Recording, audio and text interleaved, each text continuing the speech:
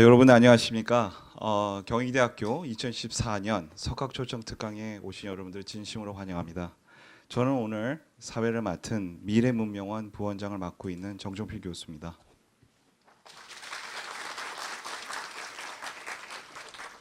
먼저 특강에 관심을 가져주시고 참석해 주신 많은 분들께 진심으로 감사하다는 말씀 드리고 싶습니다. 오늘 석학초청특강은 국립생태원 최재천 원장님께서 귀뚜라미의 소통과 지혜의 통섭이란 주제로 강연을 해주실 예정이십니다. 많은 분들이 최재천 원장님에 대해 이미 알고 계시리라 봅니다. 짧게 최재천 원장님의 이력을 말씀드리겠습니다. 현재 이화여자대학교 에코과학부 석좌 교수로 재직 중이시며 국립생태원 원장직을 맡고 계십니다. 환경운동연합 공동대표, 한국생태학회 회장, 국립자연사박물관 건립자문위원으로 활동하셨으며 과학기술부 과학교육발전위원회 전문위원을 맡아 청소년의 이공계 진출을 촉진시킬 수 있는 방안을 마련하는 등 과학의 대중화 실천 및 후학 양성을 위해 다방면의 노력을 하고 계십니다. 더 자세한 이력은 나눠드린 브로셔를 참조해 주시기 바랍니다. 자, 그러면 오늘의 강연자이신 최재천 원장님을 연단을 모시도록 하겠습니다. 여러분들 힘찬 박수로 맞이해 주시면 감사하겠습니다.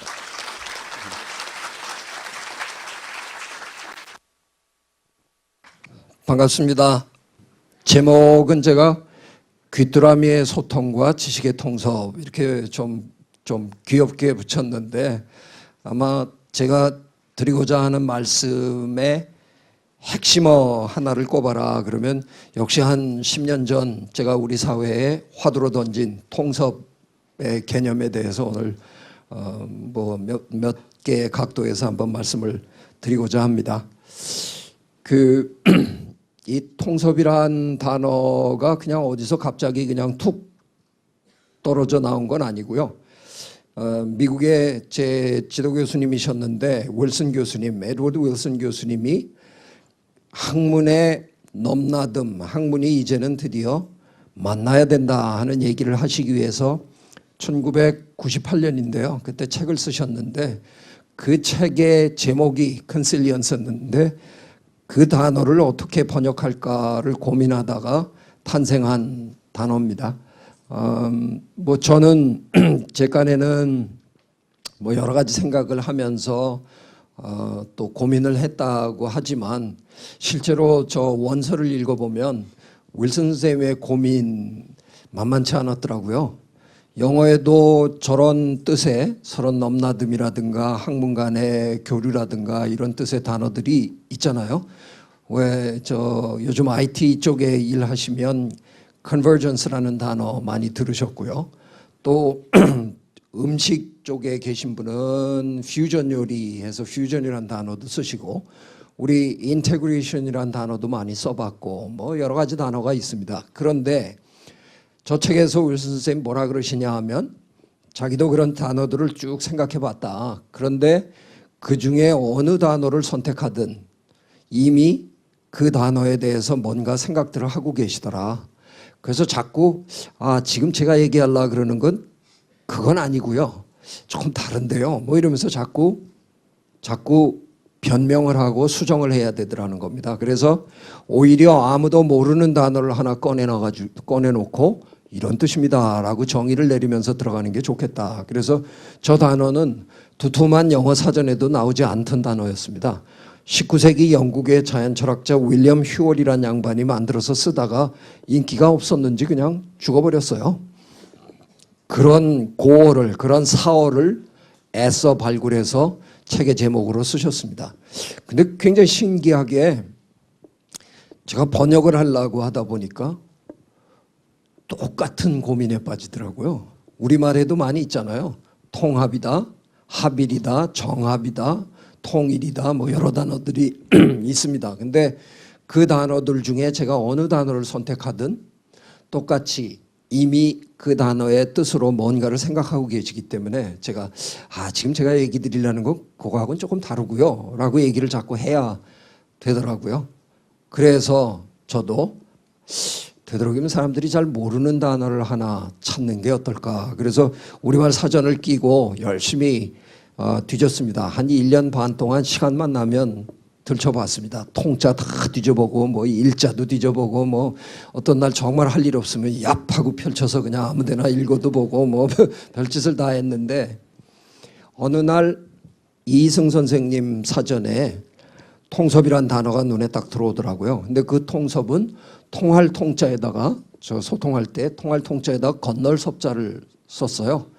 그리고는 뜻풀이가 사물의 논리 통함. 요건 것 같다. 요거 괜찮다. 그래서 일단 붙들었는데 이 책을 계속 읽어 나가는데 저한테 계속 오는 느낌이 뭐냐면 윌슨 선생님은 뭐라고 얘기하시냐면 그냥 통하는 데서 끝나면 안 된다. 서로 학문이 소통을 이뤘으면 그걸로 해서 뭔가 새로운 걸 창조해내라 하는 상당히 적극적인 개념이 그 안에 포함되어 있더라고요. 그래서 그 통섭으로는 좀 부족한 것 같아갖고 고민을 하고 다른 걸 찾다가 어느 날 갑자기 좀 위험한 생각이 들더라고요. 한자를 좀 바꿔치기 하면 안 되나. 그래서 한문학 하시는 선배님한테 전화를 드리고 선생님 이거 통자 뭐 다른 통으로 이렇게 좀 막 바꿔도 되나요? 그랬더니 저한테 굉장히 흔쾌히 그게 한자의 매력이라고 그러시면서 해보라 그러시더라고요. 우리말의 통자 통으로 바꿔봐야 그 통이잖아요. 그런데 한자는 통자가 여러 개 있더라고요. 섭자도 몇 개 있고. 그래서 그 다음 날부터 전 줄긋기를 시작했습니다. 이 통이랑 이 섭이랑 붙이면 뭐가 되나. 이 통이랑 이 섭이랑. 그러다가 어느 날 요 조합을 딱 만들어내고는 기분이 뭔가 이렇게 저한테 왔습니다. 그래서 요거 괜찮은데 근데 뭐 제가 그 인문학자가 아니다 보니까 자신이 없어서 제 주변에 인문학 하시는 선생님들 몇 분한테 이메일을 보냈어요. 저 한자를 딱 치고 아래에다가 무슨 뜻일 것 같습니까? 물음표 해갖고 딱 보냈는데 한양대학에 그 참 멋쟁이 인문학자가 있잖아요. 정민 교수라고.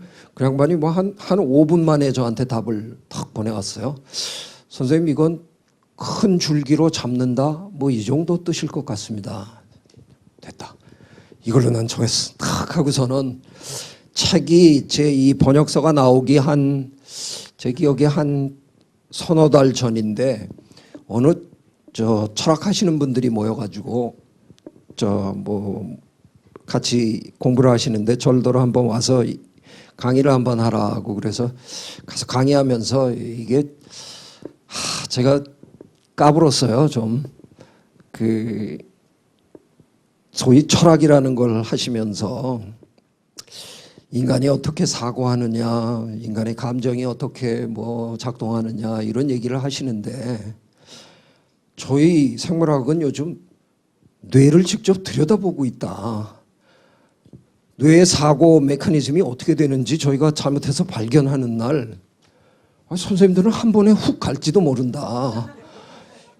그러니까 적어도 철학을 한다 그러면 뇌과학 정도는 기본적으로 알고 하셔야 되는 게 아니겠느냐. 너무 아무 근거도 없이 자꾸 그런 얘기 하셔가지고 어쩌실래야 그러느냐. 뭐 그런 식으로 쓱 아주 제가 강의를 좀 재밌게 한답시고 윽박질렀어요. 그리고선 이렇게 철학과 뇌과학에 이렇게 넘나듦 뭐 이런 의미로 제가 단어를 하나 만들었습니다. 그리고 저 단어를 딱 소개를 했어요. 근데 갑자기 저쪽에서 손이 하나 딱 올라오더라고요. 그래서 네. 나중에 알고 보니까 동국대 불교철학과 교수님이셨는데 제가 말씀하시죠 그랬더니 제정신이냐. 그래서 왜 그러시냐 그랬더니 저게 예전에 통일신라 시대 때 원효대사님이 화쟁사상 설명하실 때 화엄의 개념을 설명하실 때 늘상 쓰시던 단어랍니다. 저는 제가 만들었는 줄 알았어요. 그랬더니 그 조선 말기에 실학자 중에 그 기철학을 했던 최한기 씨도 종종 사용했던 단어고 있는 단어입니다. 그런 경험 해보셨나요? 거울을 구태여 볼 필요가 없잖아요. 제 몸 전체가 아주 완전히 새빨개지고 있다는 걸 그냥 안 봐도 이 느껴지잖아요. 아, 이걸 이 난국을 어떻게 타개해야 되나. 순간적으로 결정을 했죠. 잘못했으면 사과하는 게 제일 좋은 전략이다 싶어서 그냥 깨끗이 사과했습니다. 죄송합니다. 제가 불교에 대해서 아는 게 너무 없어서요. 제가 큰 실수를 저질렀습니다. 예, 제가 만든 게 아니고요. 예, 그렇게 알겠습니다. 그러고 나서 강의를 계속 하려고 그러니까 이거 뭐 권위도 안 쓰고 영 기분이 이상하더라고요. 그래서 아무래도 잭 소리를 한 번은 하고 계속해야 될 것 같아요. 제가 뭐 어쨌든 제가 원효 대사님이랑 통한 거 아닙니까? 뭐 그러면 예, 그렇게 막 그냥 얼버무리고 그냥 넘어갔습니다. 제가 지금 이 얘기를 왜 드리냐면 제 지도 교수님 윌슨 교수님 이 책을 쓰시는데 이 돌아다니는 소문에 의하면 출판사로부터 선인세를 $500,000를 받았다는 소문이 있습니다. 이 책이 어마어마한 센세이션을 일으킬 거고 굉장히 많이 팔릴 거다. 윌슨 선생님의 1975년에 사회생물학이라는 책이 나왔을 때 윌슨 선생님이 강연장에서 물세례까지 받고 뭐 이런 일련의 사건들 때문에 그 책이 어마어마하게 잘 팔리고 결국은 퓰리처도 받고 뭐 다 이런 일이 벌어졌는데 더 큰 그런 일이 벌어질 거다라고 아마 해서 선인세까지 받으셨던 모양인데 책이 영 안 나갔어요. 그래서 제가 듣기로는 우리 가수 싸이가 등장했던 미국의 아침 모닝쇼 있죠. 그 NBC 모닝쇼에까지 선생님이 나가셨대요. 출판사에서 얼마나 들볶았으면 그래서 점잖은 분이 그 아침 모닝쇼에 나가서 책 선전을 다 하셨다는데 저랑 이 통섭책을 같이 번역한 지금은 이제 서울대학교 자유전공학부 교수가 된 장대익 교수가 미국에 간 김에 윌슨 교수님을 만나러 갔더니까 아이고 내 손주가 왔느냐 하고 좋아하시더라는데 이제 장대익 교수가 한국에서는 통섭이 난리가 났습니다. 이런 식으로 얘기를 했더니 윌슨 교수님이 물으시더래요. 걔는 어떻게 했길래? 그러니까 선생님은 영 재미를 못 보신 거고요. 저는 사실 이렇게까지 우리 사회가 이 단어와 이 개념에 대해서 이렇게까지 열광적으로 반응을 보이리라고 정말 상상도 못했습니다. 이 책이 만들어지는 과정에서 대한민국의 출판사들이 기어코 해야 된다고 우기는 게 제목 짓는 일이거든요. 편집도 제대로 참 잘 못하시는 주제에 책 제목만큼은 자기들이 지어야 책이 나간답니다. 그래서 저 책을 여러 권 썼는데 제 마음대로 제 책 제목을 지어본 기억이 없습니다. 근데 이 책은 제가 기어코 통섭으로 짓겠다라고 우겼더니 출판사 양반들이 울상이 되더라고요. 왜 그러냐 그랬더니 선생님 그렇지 않아도 안 팔릴 책인데 그 안 팔릴 책에 무슨 뜻인지도 모를 제목을 붙여놓으면 우리는 어떻게 해야 되는 거냐. 근데 그때 제가 우겼어요. 몇 권만 팔면 손해를 안 보느냐. 이른바 브레이킹 포인트라 그러죠. 그걸 가르쳐주면 내가 끝까지 내 인세하고 내 돈 넣어서라도 다 사주겠다. 돈을 내고라도 나 기어코 해야 되겠다. 선생님 왜 그러셔야 되는데요. 난 해야 되겠다. 그러면서 제가 한마디 보탠 말이 있어요. 나 이상하게 느낌이 온다. 뭔가 될 것 같다. 아이고 선생님이 맞기를 진심으로 기대합니다 했는데 진짜로 저게 만약 제가 통합이다 이렇게 붙였으면 저 그 책 분명히 안 나갔을 거예요. 그런데 통섭 알 것 같기도 하고 이게 뭐 그런데 정확하게 무슨 뜻인지도 모르겠고 그래서 아마 사람들이 호기심이 발동돼 갖고 산 것 같아요. 참 저게 25,000원짜리 책인데요. 제가 알기로 거의 한 4만 부 이상이 나간 걸로 합니다. 출판사는 돈을 벌었습니다. 저는 뭐 한 5%밖에 안 줘서 뭐 별로 못 벌었는데 그 이후로 제가 제 책의 제목을 혼자 지을 수 있는 권한을 얻었습니다. 심지어는 다른 사람의 책 제목까지 요즘은 지어줍니다. 네. 어쨌든 이런 과정 속에서 그 약간의 성공의 이유가 있다 그러면 제가 잘해서 그런 거 아니고요. 저는 원효대사님 덕이라고 생각합니다. 왜냐? 우리나라 사람은 이게 뭔지 다 아십니다. 영국에서는 컨실리언스라는 단어와 개념이 나왔는데 영국 사람들에게는 저게 뭔가 이렇게 받아들이기 쉬운 개념이 아니었던 건가 봐요. 윌리엄 휴월은 강에다가 비유를 했습니다. 작은 지류들이 자꾸 모이면 큰 강을 이뤄서 바다로 흘러들어가노라. 서로 다른 분야의 이론과 지식들이 한데 모여서 언젠가는 거대한 통일의 이론을 이룰 수 있다. 이렇게 설명을 한 겁니다. 그런데 굉장히 다분히 동양적인 개념이잖아요. 동양의 예전의 학자들은 평생 이렇게 공부를 하시다가 마지막에 뭔가 이렇게 터득하시는 꾸준한 관찰과 공부로 터득하시는 그런 스타일로 해왔지만 서양의 근대 학문, 근대 과학은 가설을 세우고 그 가설을 검증하고 그 가설을 뭐 서포트하느냐 기각하느냐 이런 식으로 해왔기 때문에 그런 그분들의 사고방식에는 저 컨실리언스가 별로 다가오질 않았나 봐요. 그래서 윌리엄 휴월이 꺼내놨는데도 그냥 당대에 죽어버리고 만 개념입니다. 그게 제 생각에 우리나라에선 될 수 있었던 게 다 알고 계십니다. 다만 한동안 그런 걸 뭐라고 불러야 되는 줄 몰라서 여러 가지로 그냥 이렇게 길게 얘기하다가 제가 어느 날 아이 그거 통섭이라 그러면 돼요. 제가 한 일은 그냥 단어를 가르쳐 드린 일밖에는 없는 것 같습니다. 나중에 이게 어떻게 우리 문화 속에 그대로 녹아 있느냐 하는 얘기는 제가 마지막에 다시 한번 드리겠습니다. 경제 얘기부터 한번 제가 풀어보렵니다. 제가 미국에서 공부하고 있을 시절에 이분이 대통령이 됐는데 처음에는 제 주변 사람들한테 아유 저 대통령 절대 못 된다라고 제가 했다가 저 완전히 틀렸는데 그 아켄서 주지사 출신이잖아요. 미국 남부.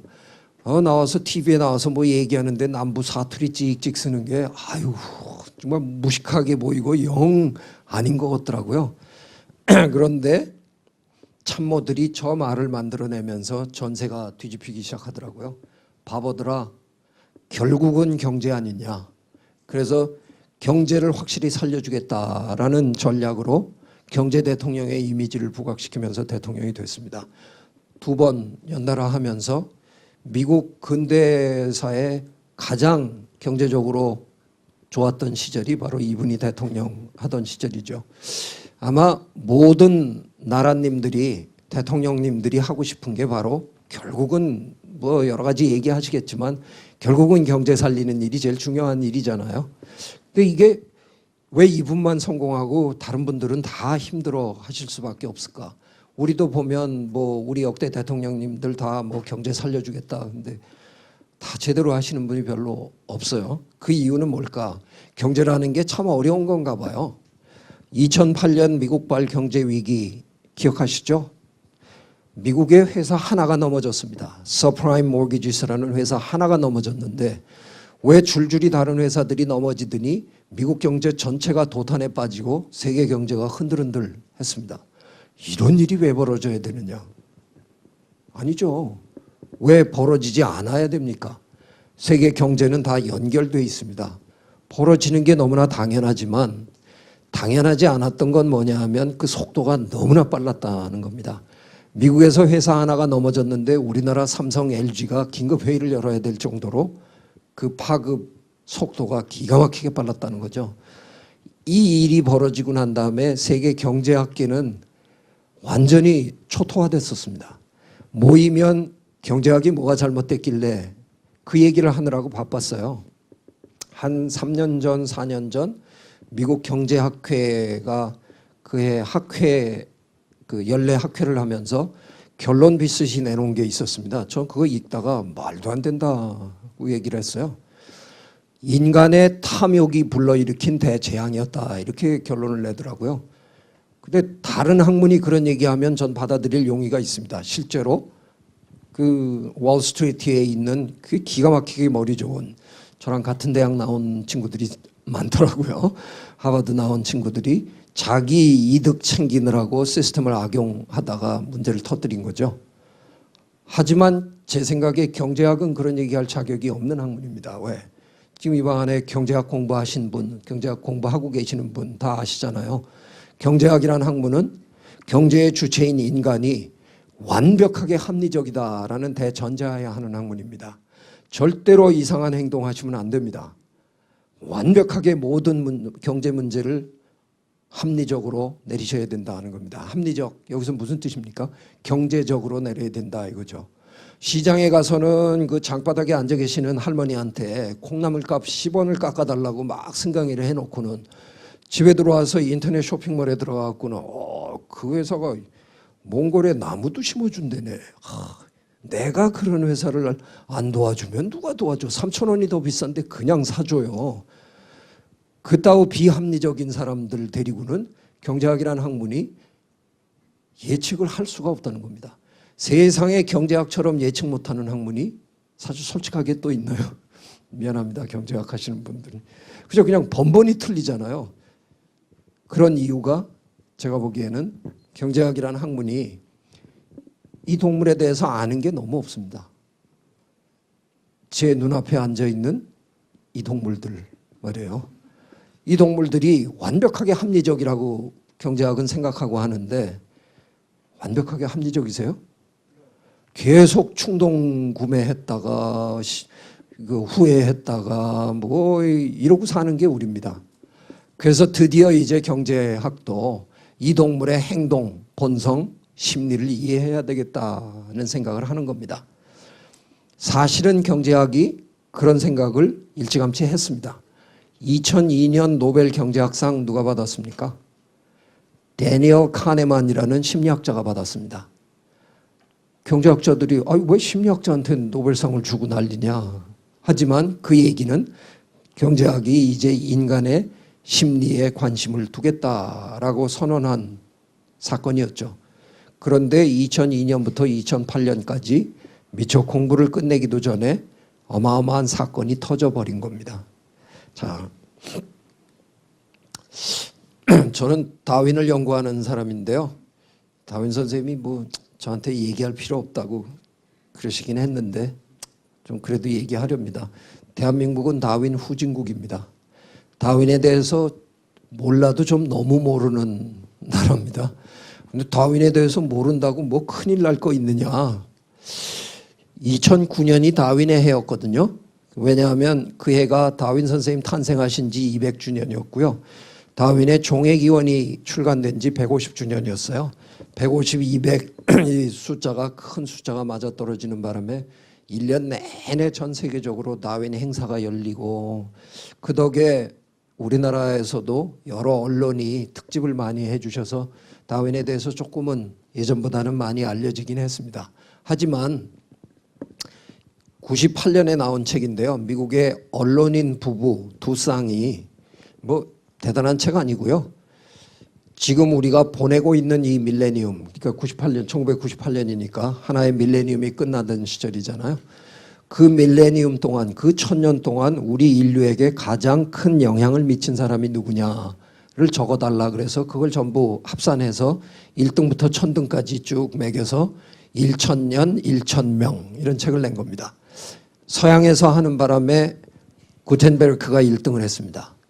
우리나라에서 했으면 택도 없는데, 그죠? 우린 구텐베르크 안 쳐주잖아요. 우리 직지 뭐 이런 거 가지고 하는데 구텐베르크가 1등을 했고 여러분이 위인전에서 읽었던 모든 분들이 다 총망라된 목록입니다. 그 목록에서 그 위대한 사람들 중에서 찰스 다윈이 7위에 등극을 합니다. 제가 이 책을 받아들고 한마디 딱 했습니다.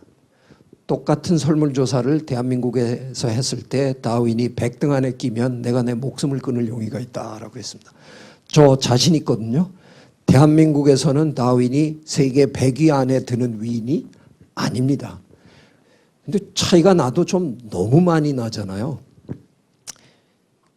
영국에서 나온 책인데요. 영국 사람들이 또 설문조사를 해갖고 인간이 고안해낸 아이디어들 중에 50가지 위대한 아이디어들을 쭉 설문조사해서 낸 겁니다. 참 이상한 목록입니다. 인터넷이 1위고 문자가 2위입니다. 글이 없으면 인터넷이 가능한가요? 좀 이상한데 피임이 3위, 4위 음악 이렇게 내려가고 인간을 마물의 영장으로 만들어줬다는 불의 발견이 막 5위로 돼 있고요. 근데 여기 진화론이 또 7위입니다. 7자하고 무슨 인연이 있는지. 과학적 방법론이 8위인데요. 저한테는 진화론도 과학적 방법론의 하나인데 일반적인 과학적 방법론보다 영국 사람들은 진화론이 더 중요하다라고 얘기하는 겁니다. 이렇게 다를 수가 있을까? 왜 서양에서는 다윈이라는 존재가 이처럼 큰 존재고 우리나라에서는 그렇지 않을까? 참 신기합니다. 저는 그래서 2009년에 우리나라에서 그래도 다윈 연구한다는 젊은 학자들을 다 모아가지고 다윈 21세기 다윈 혁명이라는 책을 같이 만들었습니다. 감히 혁명이란 단어를 저희가 쓸 수 있었던 거는 저희가 공부해 보니까 지금 우리가 하고 있는 거의 모든 학문, 법학, 행정학, 뭐 예술, 음악, 미술 할 것 없이 모든 분야에 다윈의 이론이 다 들어가 있습니다. 상당히 많은 분야에는 그냥 들어가 있는 게 아니라 주류 이론으로 지금 다 자리를 잡고 있습니다. 그 정도 되면 가히 혁명적이고 그 정도 되면 우리나라도 이제 다윈에 대해서 좀 공부할 필요가 있지 않겠느냐 하는 내용으로 쓴 책입니다. 그런데 그렇게 얘기를 해도 대부분의 분들은 별로 감흥이 없으십니다. 그래서 그 다음에 제가 얘기해야 되는 건 경제학도 다윈의 손아귀에 들어갔습니다. 이렇게 얘기를 제가 해야 되더라고요. 돈 버는 것도 다윈을 모르면 이제 어렵습니다. 아, 그러니까 이제 사람들이 그래요? 그리고 좀 귀를 기울여 주시네요. 자, 우리 최근에 그 뇌과학, 인지과학, 진화심리학 이런 학문들 덕택에 우리가 굉장히 이제 우리의 뇌에 대해서 많이 알게 됐습니다. 전에는 이렇게 뇌 열어보면 뇌는 참 물컹물컹 특징도 없어 보이고 그냥 이렇게 고기 덩어리인데 주름 잡힌 고기 덩어리인데 한 1.5kg 정도 되거든요. 기껏 우리가 생각할 수 있었던 거는 종합 컴퓨터라고 생각을 한 거예요. 구별도 잘 안 되고 이렇게 보이니까. 이 세상 모든 문제를 다 종합적으로 분석하는 어떤 그 알지 못할 어떤 종합적인 어떤 컴퓨터인가 보다 이렇게 생각을 한 겁니다. 이를테면 큰 칼로 과일도 깎아 먹고 회도 쳐먹고 뭐 오이도 자르고 뭐 다 해라. 근데 이 학문들의 도움을 받아서 뇌를 직접 들여다보기 시작하니까 뇌는 스위스 아미 나이프와 같다는 겁니다. 분야에 따라서 기능에 따라서 다 달리 분화되어 있다는 겁니다. 뇌는 모듈로 되어 있습니다. 다 모듈 형태의 부분이 다 다른 일을 하고 있고요. 이 모듈들 간의 네트워크를 연결망을 저희가 지금 연구하고 있습니다. 이 뇌 연구가 이제 경제학하고 만나기 시작했습니다. 자, 이런 연구가 뭐 아주 우스꽝스러운 연구인데요. 진행된 게 있습니다. 진화심리학자들이 참여해갖고 한 연구인데 요즘은 우리나라에도 몰들이 좀 생겨나요. 근데 미국 여행해 보시면은 큰 도시 주변에 큰 쇼핑몰들 있잖아요. 그 쇼핑몰에 남자 100명, 여자 100명을 풀어놓고 숙제를 냅니다. 미션을 줍니다. Go to Gap, 갭이라는 옷가게에 가서 바지 한 벌을 사와라. 남자들은 저 몰에 잘 안 갑니다. 주차하고 들어갔는데 갭이 평소에 어딘지 모릅니다. 안내판 보고 번호 보고 찾아갑니다. 자, 이 방 안에 제 남성 동지 여러분 뭐 저만 그런가요? 우리는 저 뒤에 휘장 뒤에 들어가서 이렇게 벗고 입어보는 거 거의 죽기보다 싫어하잖아요. 우리 대충 대봅니다. 이렇게 된 것 같아. 그래서 하나 사갖고 갑니다. 전 과정이 평균 6분 걸렸습니다. 예, 요거 6분이면 뭐 할 수 있는 일이라는 거죠. 똑같은 숙제를 내드렸는데 왜 여성들은 3시간 26분이 걸리냐고요. 아니 갭에 가서 바지 사라는데 왜 들어오셔갖고 메이시스 백화점은 기웃거리다가 보석 가게에 또 들렸다가 지금 신발 가게에서 신발 신어보고 계세요. 가서 바지 사라는데. 남성과 여성의 쇼핑 행동이 이렇게 다릅니다. 이방 안에 지금 여성분들 안 믿으실지도 모르지만 저희도 쇼핑 갑니다. 1년에 한두 번 벼르고 벼르다가 뭐 하나 사러 갑니다. 가서 그거 딱 사고 나면 동계산 딱 하고 나면 저는 표정이 바뀝니다. 내가 왜 이 몹쓸 곳에 들어와 있나. 번개같이 빠져나갑니다. 딱 산 거 들고. 근데 여성들은 좀 다르시더라고요. 온 김에 둘러보시더라고요. 그냥 그날 사러 간 거와 전혀 상관없는 것들도 두루두루 구경하고 다니시잖아요. 왜 그래요? 우리가 그리 머지않은 옛날에 수렵 채집 생활이라는 걸 하던 동물입니다. 근데 그때부터 지금까지 시간이 그렇게 많이 지나지 않아 가지고요. 실제로 우리 유전자는 변한 게 그렇게 많지 않습니다. 그래서 사실은 우리는 지금도 이방 안에 제 남성 동지들은 이러고 있을 게 아니고요. 대충 반쯤 벗고 창 들고 활 들고 이 뒷산으로 이야 하고 사슴 쫓아다니고 이래야 딱 어울리는 동물이에요. 근데 기껏 한다는 게 매일 컴퓨터 앞에 앉아갖고 손가락 운동이나 하고 뭐 이러고 있으니까 배는 자꾸 나오고. 그때부터 지금까지 유전자는 별로 변한 게 없는데 우리 스스로 우리의 환경을 변화시키고 거기에 끼워 맞춰서 지금 살고 있는 겁니다. 상당히 많은 괴리가 자꾸 생겨나는 게 그게 현대인의 삶인데, 자, 수렵 채집 생활을 한다.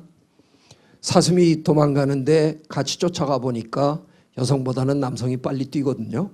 그래서 자연스럽게 사냥이 우리 남성의 직업이 됐습니다. 이게 별로 좋은 직업이 아니었습니다. 낚시만 해봐도 아시잖아요. 날이면 날마다 잡는 게 아닙니다. 그래서 허구한 날 잘못하면 빈손으로 집으로 돌아옵니다. 민망하기 그지없는 거죠. 오늘 저녁상 여성들은 압니다. 아이고 이 왼수들이 오늘도 또 빈손으로 올지도 모른다. 그래서 집 주변에서 늘상 구할 수 있는 것들을 채집해서 일단 저녁상을 차리는 겁니다.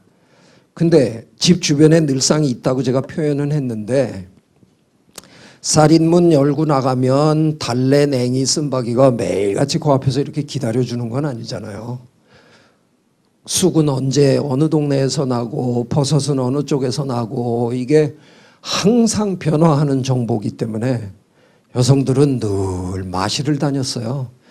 우리는 자꾸 여성들이 객없이 동네 돌아다니면서 수다 떠는 거를 남성들은 자꾸 뭐라 그러는데 그게 가장 여성스러운 행동이거든요. 왜? 냉이 캐러 간다고 나가셔가지고 냉이 한 바구니 캐가지고 남성들은 목표지향적으로 살거든요. 사슴이라는 목표를 향해서 가요. 운 좋게 잡았어요. 그거 둘러매고 시장 조사할 일 없어요. 이 무거운 거 빨리 집으로 돌아와서 자르고 이거 해야 돼요. 근데 어머니가 목표 지향적으로 살면 곤란해요. 냉이 한 바구니 딱 했다. 목표 달성, 집으로 돌아간다. 딱 하면 그날 저녁에 냉이만 씹어 먹어야 돼요. 근데 여성들은 냉이 한 바구니를 옆에 끼고 동네 마실을 돌잖아요. 돌면서 그저 동네 다른 아낙네들이랑 수다를 떨어요. 그 수다가 뭔지 아세요? 아니 왜 냉이를 거기 그렇게 많이 캐셨어요? 아유 저쪽 언덕에 지천이에요. 이 집은 웬 버섯이 이렇게 많아. 아유 요건 저 개울가에서 캐고 저건. 정보를 교환하는 행동이었어요. 그러면서 그 동네의 모든 그 자료의 정보들을 수집하는 겁니다. 그 버릇을 못 고치셔가지고 지금도 모래 풀어놓으면 그렇게 객없이 정보를 모으러 다니시는 겁니다. 자, 정말 우스꽝스러운 연구인데요.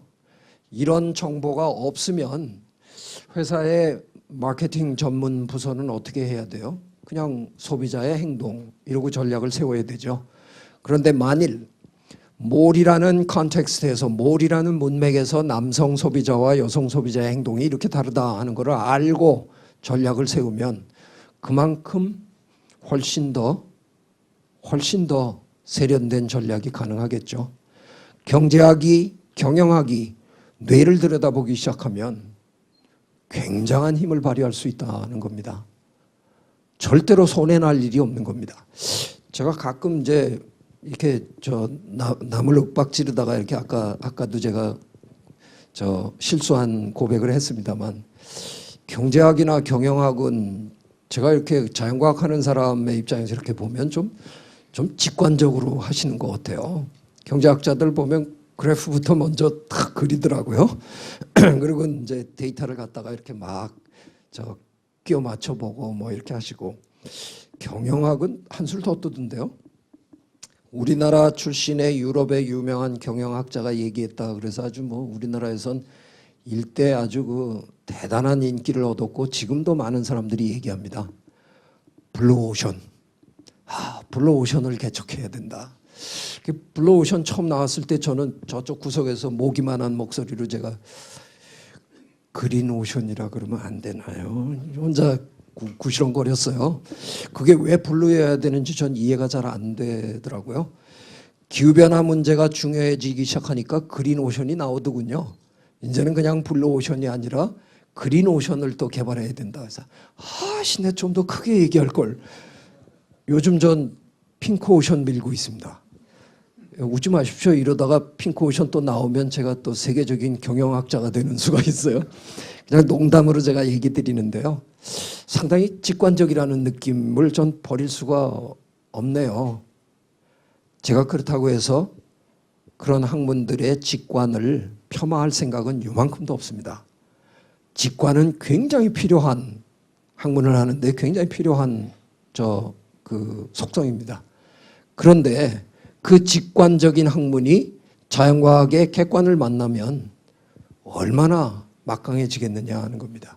그래서 이제 학문이 만나야 한다는 겁니다. 그래서 경제학에서는 이제 무슨 일이 실제로 벌어지고 있냐면요. 지금까지 경제의 주체인 인간을 기껏해야 입자 정도로만 보고 숫자만 세던 경제학, 이걸 뉴턴 경제학이라고 합니다. 입자를 세는.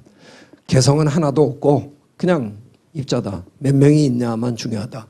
그런데 제가 조금 전에 말씀드린 것처럼 이제 경제학은 이 한 사람 한 사람이 언제 어디로 튈지, 어떤 짓을 할지, 어떤 충동 구매를 할지 아무도 예측할 수 없다라는 걸 인정하고 해야 된다는 겁니다. 그래서 다윈 경제학의 시대가 열렸습니다. 저 사람 생물학자 아닌가? 생물학자가 저렇게 단언컨대 그리고 경제학에 대해서 까불고 있나? 제 얘기를 그냥 들으실 필요가 없습니다. 시간이 조금 있으시면 그 세계적인 대학의 경제학과 홈페이지를 한번 방문해 보십시오. 스탠포드나 뭐 시카고나 이런 데 하버드나 근래 한 몇 년 동안 새로 교수가 되신 분들, 신임 교수들의 면모를 들여다보시면 압니다. 거의 절대 다수가 behavioral economics, 행동경제학, 신경경제학, neuroeconomics, evolutionary economics, 진화경제학 이런 거 하는 사람들입니다. 경제학은 이제 확실하게 방향 전환을 하고 있습니다. 전 약간 걱정스럽습니다. 우리나라에 아마 박사학위가 가장 많은 분야가 경제학일 겁니다. 대한민국의 경제학 박사님이 제일 많으실 겁니다. 근데 그 많은 경제학 박사님 중에서 다윈 경제학 하시는 분은 제가 다 알고 있습니다. 5명이 안 됩니다. 세계 경제학계는 이제 다윈 경제학의 시대를 맞았는데 대한민국은 5명도 안 되는 사람들이 하고 있습니다. 저는 이게 참 섭섭합니다. 어쩌면 경제학 하시는 분들은 그렇게 천편일률적으로 똑같은 공부들을 하셨는지 전 이해가 잘 안 됩니다. 다양성이 굉장히 없어 보입니다. 지금이라도 경제학이 좀 이렇게 넘나들었으면 좋겠습니다. 저 요즘 조금 후회하고 삽니다.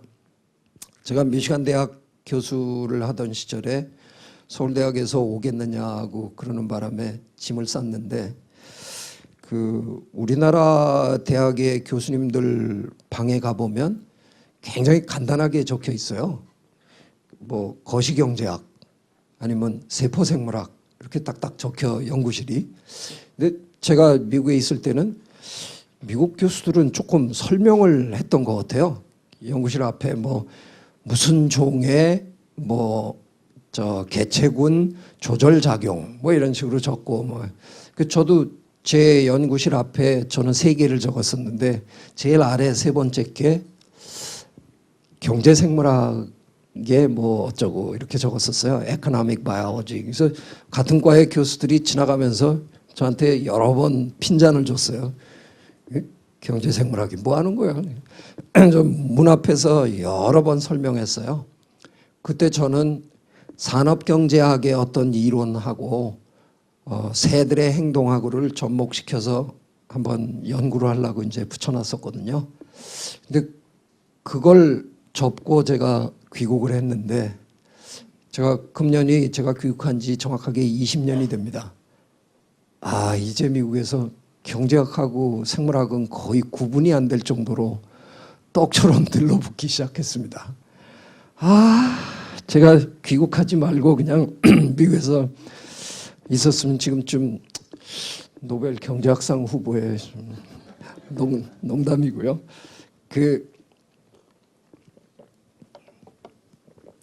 경제학이 이제 생물학하고 만나야 될 근거가 충분히 있어 보이고요. 실제로 아주 적극적으로 만나고 있습니다. 다윈에 대해서 참 모르신다고 제가 얘기는 했지만 모르면서도 적자생존이란 표현은 한 번쯤 들어보셨죠? 이게 원래 그 영어 표현은 survival of the fittest, 최상급을 쓰셨어요. 정확한 번역은 적자생존이 아니라 최적자생존이라고 했었어야 되는 거죠. 가장 적응 잘한 자만 살아남아라 이런 뜻이 돼야 되는 겁니다. 이게 우리말로는 그냥 적자생존이라고 번역됐지만 서양 사람들은 저 단어를 늘상 쓰면서 최적자라는 개념이 머릿속에 굉장히 뚜렷하게 박혔을 거예요. 저는 이게 현대인의 사고에 굉장한 영향을 미쳤을 거라는 생각을 종종 합니다. 제가 왜 이런 얘기를 드리냐면 그래서 저 감히 얼마 전에 제가 다윈 지능이란 책을 내면서 제 주제에 제가 어떻게 다윈 선생님한테 감히 도전하겠습니까만 그래도 한 말씀 드렸어요. 선생님 최상급 쓰지 말고 비교급을 쓰셨어야 되는 겁니다. 다윈의 이론은 제가 생각할 때는 철저하게 상대성 이론입니다. 1등을 해야 살아남는 게 아니라 남보다 조금만 나으면 밑에서 몇이 잘려나갈 때 나는 멸종 안 할 수도 있는 겁니다. 1등을 해야 멸종을 안 하는 게 아니고요. 99등이면 멸종인데 98등만 해도 멸종 안 하고 살아남을 수도 있는 게 자연입니다. 그래서 제가 보기에는 비교급이었으면 좋겠다 하는 생각입니다. 왜 그런 얘기를 제가 드리느냐. 다윈의 이론에 대해서는 오해가 너무 많아요. 다윈의 이론을 두고 많은 사람들은 눈에는 눈, 이에는 이 뭐 이런 식으로 자꾸 표현을 하는데 다윈 선생님이 생존 경쟁을 얘기하신 건 맞습니다. 그렇지만 그 생존 경쟁에서 살아남는 방법이 무조건 피를 봐야 된다고 설명하시지 않았습니다. 저 다윈 책을 아무리 읽어봐도 다른 많은 얘기들을 하셨습니다. 그런데 마치 우리는 남을 죽이고 남에게 피를 빨고 그래야만 살 수 있는 것처럼 다윈의 이론을 이해합니다.